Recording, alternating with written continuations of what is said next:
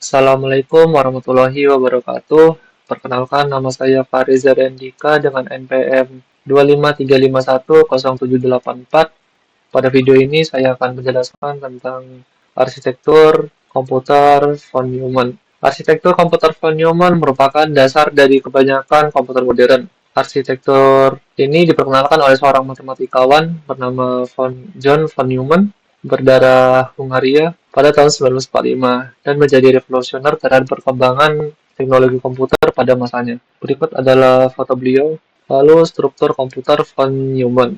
Model komputer ini menggambarkan sistem komputer yang terdiri dari unit pemrosesan pusat atau CPU, lalu terdapat memori dan juga perangkat input dan juga output. Dalam model ini, program dan data disimpan pada memori yang sama sehingga instruksi program nantinya dapat dilakukan secara berurutan dari memori tersebut. Lalu dengan memahami model struktur komputer ini, kita bisa tahu bagaimana komputer bekerja dan bagaimana setiap komponennya saling bekerja, saling berinteraksi.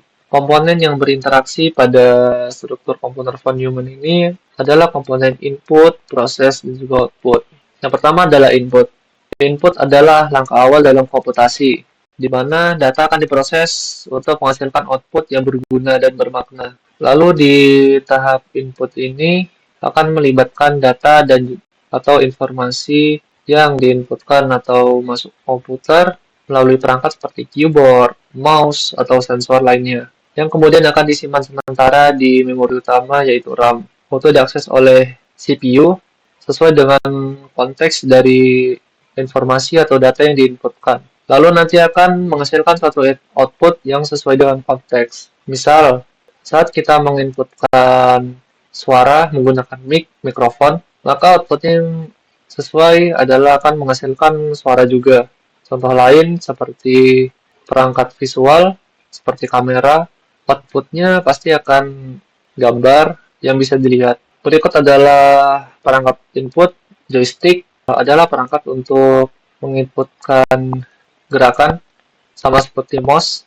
Lalu mic ini adalah perangkat input untuk mendeteksi suara, kamera mendeteksi visual, terus tablet ini sentuhan, ini scanner suhu. Maka di sini akan terdapat perangkat input berupa sensor untuk mendeteksi suhu, keyboard mendeteksi ketikan, lalu di sini ada scanner gambar ya, untuk menginputkan gambar.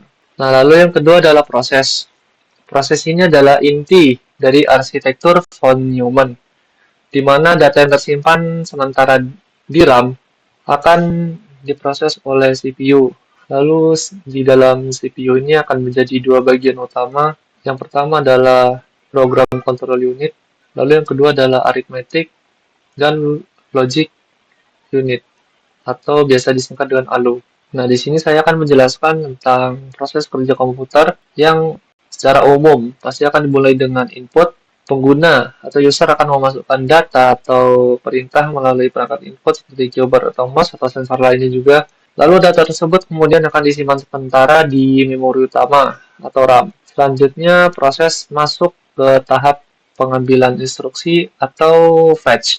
Di sini, yang bekerja adalah PC. PC ini bukan personal computer, ini singkatan dari program counter yang berada di program control unit di dalam CPU.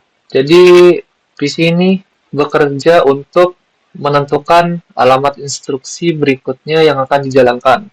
Alamat instruksi ini merupakan angka yang menunjukkan lokasi suatu instruksi yang sebelumnya sudah tersedia di dalam memori. Secara internal, alamat ini disimpan dalam bentuk biner, namun biasanya ditulis dengan angka desimal atau heksadesimal agar lebih mudah dipahami. Lalu alamat tersebut kemudian dikirim ke MAR. MAR ini adalah singkatan dari Memory Address Register. MAR ini berfungsi untuk menyimpan alamat memori yang akan diakses. Setelah itu nanti memori utama akan mengirimkan data atau instruksi sesuai dengan alamat tersebut ke CPU melalui MBR. MBR ini singkatan dari Memory Buffer Register, di mana MBR ini berfungsi sebagai penampung sementara data yang dikirim dari memori ke CPU. Jadi dari PC ke MAR akan mengirimkan alamat ke RAM akan mengirimkan ke MBR. Kemudian instruksi yang ada di MBR akan diproses lebih lanjut di dalam CPU. Instruksi yang sedang dijalankan akan disimpan di IR. IR itu singkatan dari Instruction Register, sedangkan instruksi berikutnya disimpan sementara di IBR, singkatan dari Instruction Buffer Register. Bedanya dua ini, kalau IR ini yaitu instruksi yang sedang dijalankan dari MBR, sedangkan IBR ini adalah instruksi yang disimpan sementara, menunggu, kalau ini IR ini yang sedang dijalankan. Setelah itu, control unit akan membaca dan menerjemahkan instruksi yang ada di IR, instruksi yang sedang berjalan. Control unit ini fungsinya untuk mengatur jalannya seluruh proses dalam komputer, termasuk mengatur aliran data antara memori, ALU, dan perangkat lainnya. Lalu, jika instruksi tadi membutuhkan suatu perhitungan, maka control unit ini akan mengirimkan instruksi tersebut ke arithmetic dan logic circuits atau ALU. ALU ini bertugas untuk melakukan proses operasi aritmatika seperti penjumlahan dan juga pengurangan, serta operasi logika seperti perbandingan. Nah, di dalam ALU ini terdapat dua komponen atau dua bagian penting, yaitu akumulator yang berfungsi untuk menyimpan hasil sementara dari perhitungan, dan MQ atau multiplier quotient yang digunakan untuk membantu operasi perkalian dan pembagian. Setelah proses perhitungan selesai, hasilnya dapat disimpan kembali ke memori atau langsung dikirim ke perangkat output. Pada tahap akhir, hasil pemrosesan akan ditampilkan melalui perangkat output seperti monitor, printer, atau speaker, sehingga dapat dilihat dan digunakan oleh pengguna sesuai dengan apa yang diinputkan sebelumnya. Jadi secara singkat, alur kerja komputer dalam arsitektur von Neumann ini adalah input, kemudian data disimpan di memori, lalu diproses oleh CPU melalui control unit dan juga ALU, lalu hasilnya disimpan kembali di memori atau langsung ditampilkan sebagai output. Lalu yang terakhir adalah output. Output adalah hasil akhir dari proses pengolahan data yang dilakukan oleh komputer. Setelah pengguna memasukkan data melalui perangkat input, data tersebut diproses oleh CPU yang terdiri dari control unit dan juga ALU. Hasil dari proses tersebut kemudian dapat disimpan sementara di memori sebelum akhirnya dikirim ke perangkat output.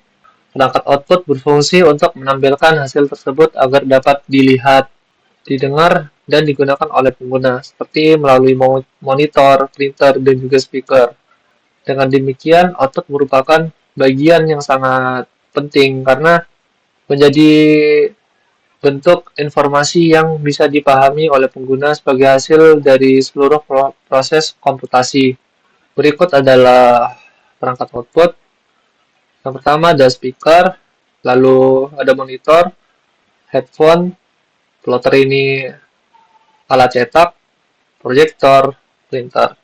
Speaker output suara, monitor output visual, gambar, lalu headphone ini output suara, plotter ini bisa gambar, lalu terdapat proyektor juga, ini output cahaya, gambar, printer juga gambar. Baik, sekian presentasi saya. Semoga apa yang saya sampaikan dapat dipahami. Bila ada salah mohon dimaafkan. Saya akhiri. Wassalamualaikum warahmatullahi wabarakatuh.